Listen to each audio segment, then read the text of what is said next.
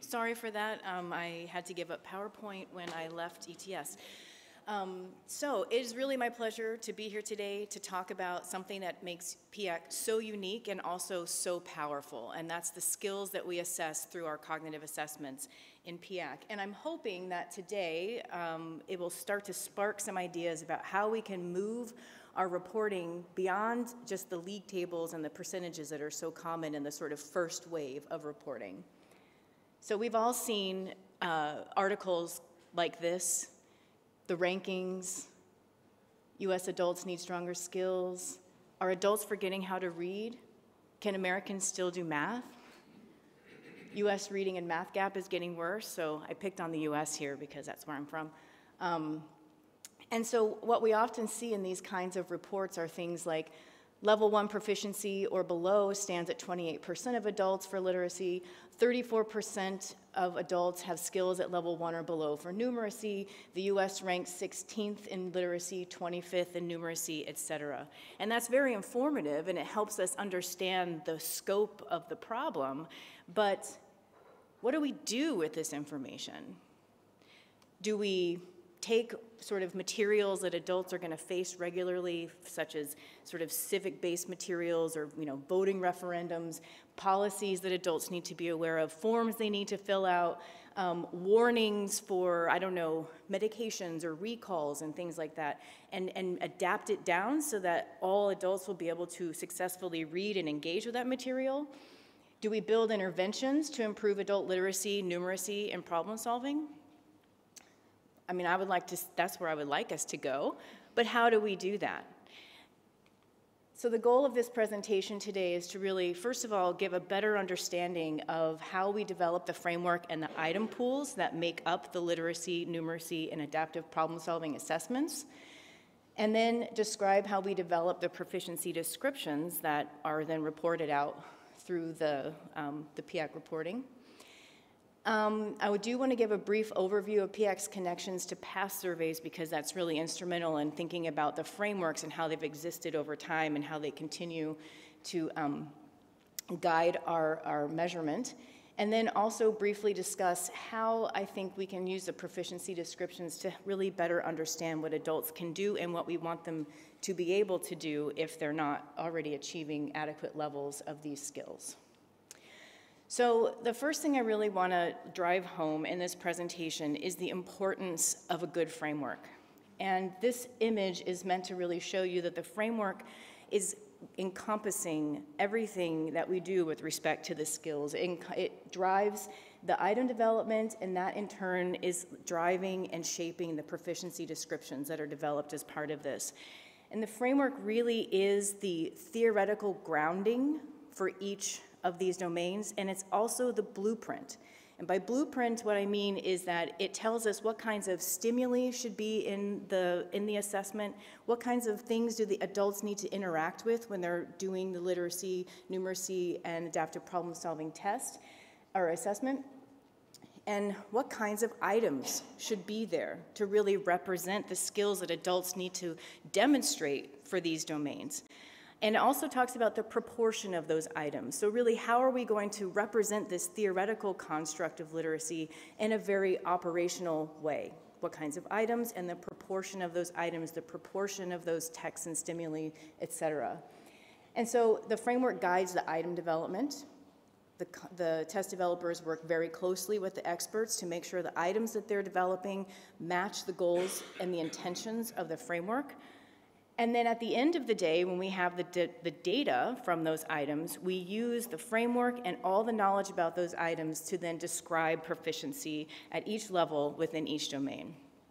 So let me kind of now walk you through the process that we followed for PIAAC Cycle 2. And this process has been a tried and true process that has been used throughout the history of the international assessment community. This has been used in the PIAAC Cycle 1, and it was also used in IELTS and all the preceding international surveys. So one of the first things that we do upon starting the PIAAC work was gather our groups of international experts.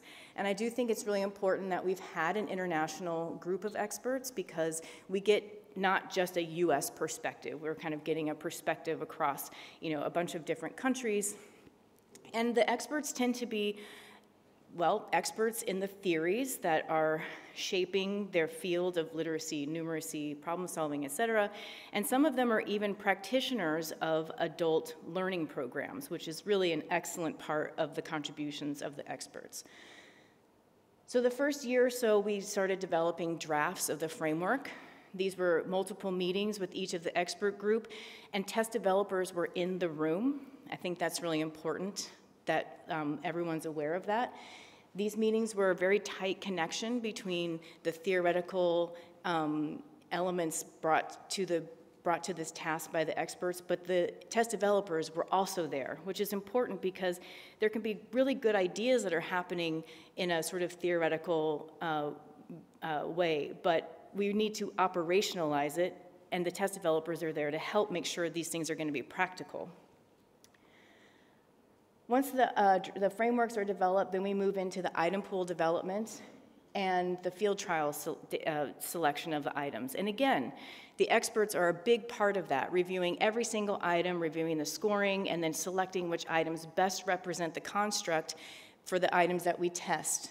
We also, of course, along the way got country contributions and reviews because, again, we want to make sure these items are going to be fine with the sort of multiple cultural perspectives that we have in an international survey.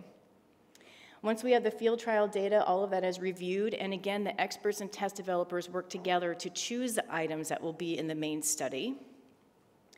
And then once the results are there, we again have this very tight collaboration between the item developers and the experts to review the main study data and also describe then proficiency.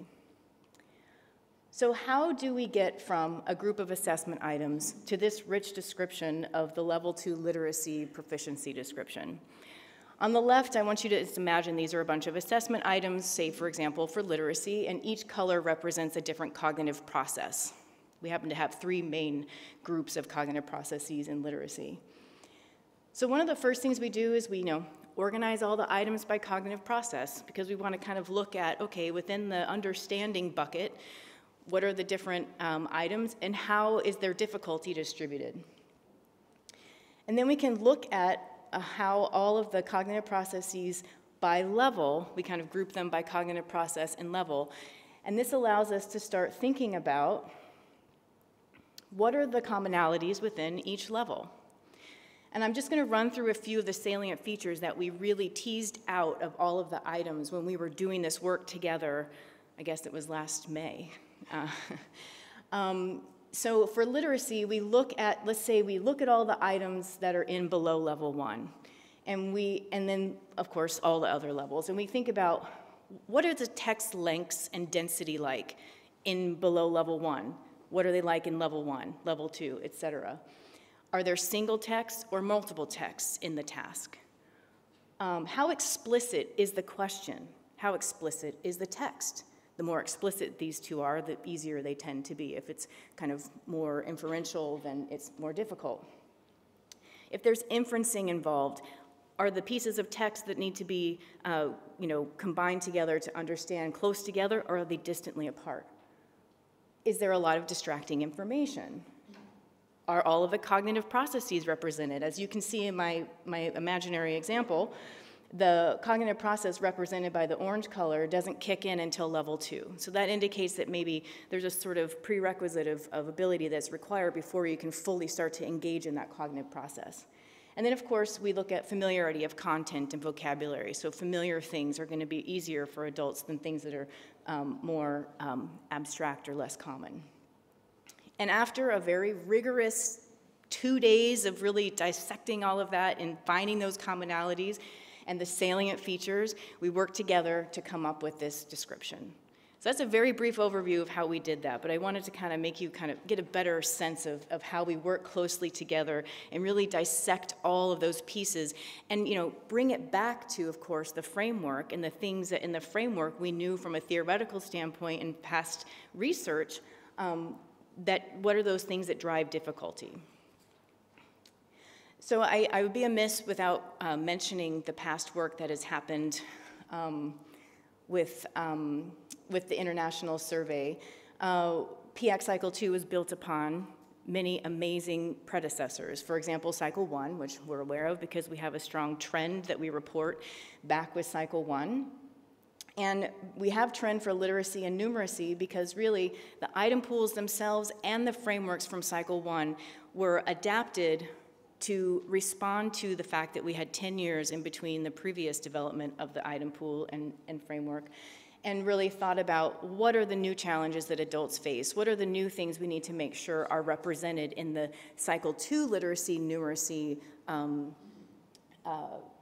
frameworks and constructs that weren't there in the past.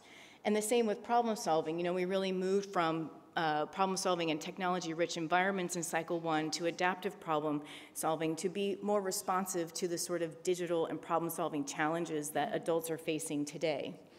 But before these surveys, from an international perspective, we had the IELTS survey in the 90s.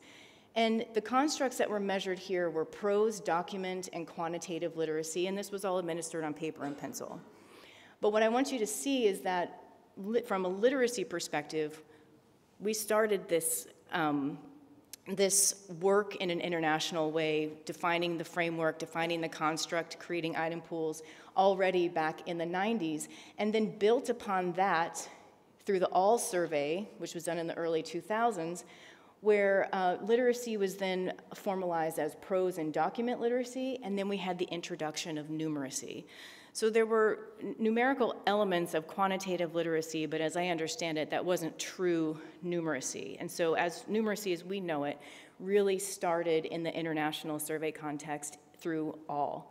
And then we were able to, you know, build upon that in Cycle 1 and refine it even more in Cycle 2. So that's just to give you a sense that these frameworks have been existing now for decades, and they've been refined, and this procedure has been refined a number of times through a lot of expertise. Now, the last thing I want to leave us with is really kind of to get you to start thinking about how we might be able to use these proficiency descriptions in a way to help us better understand what adults can and cannot do, and ideally get adults who might be at those lower levels to think about how we would get them to move to higher levels of literacy, numeracy, or problem solving. So I know it's going to be impossible to read all of those words, and we don't have time to go through all of this, so I've highlighted a few things that I just want to focus on. And again, this is literacy, that's my background, so it's a lot easier for me to talk about that than one of the other domains.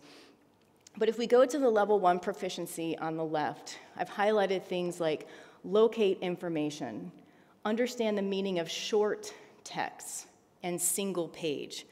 So those are some of the key salient features of the items and the tasks that they're doing at level 1. So adults at level 1 can do these things. They can locate information, they can understand the meaning, but in short texts, and they're dealing with text on a single page. Now, when we get to level 2, we start to see things like adults can access and understand information in longer texts. They can navigate with simple multi-page digital texts. And we start to see paraphrasing or making inferences, which is a higher order, comprehension ability. So my goal is really just to show you how, with a lot of careful examination and with convening experts in your own country or perhaps international groups of educators, of people who are familiar with perhaps curriculum and that kind of thing, we can really look at what's existing at the lower levels of skill and think about what they would need to be able to jump to higher levels of skill and really aim our interventions or any other measures that we might take to address these gaps that we're having in skill within our countries, and try to raise adults to the next level. And so again, this is just a very simple example. There's so much more work in this area to be done. I really want to leave you with, I think this is our next task. This is where the work is. So just something to think about. And I thought I had one more. Yeah, okay. So I just wanted to mention that we are very lucky today, as Anouk mentioned, to be joined by the chairs of the expert groups for literacy. We have Jean-Francois Rouet, we have Dave here for numeracy, and we have Samuel Greif for problem solving. And I'm thrilled to hear them talk specifically about the domains that they know so much about and what they've started to learn after the release of the PIAAC results. Thank you.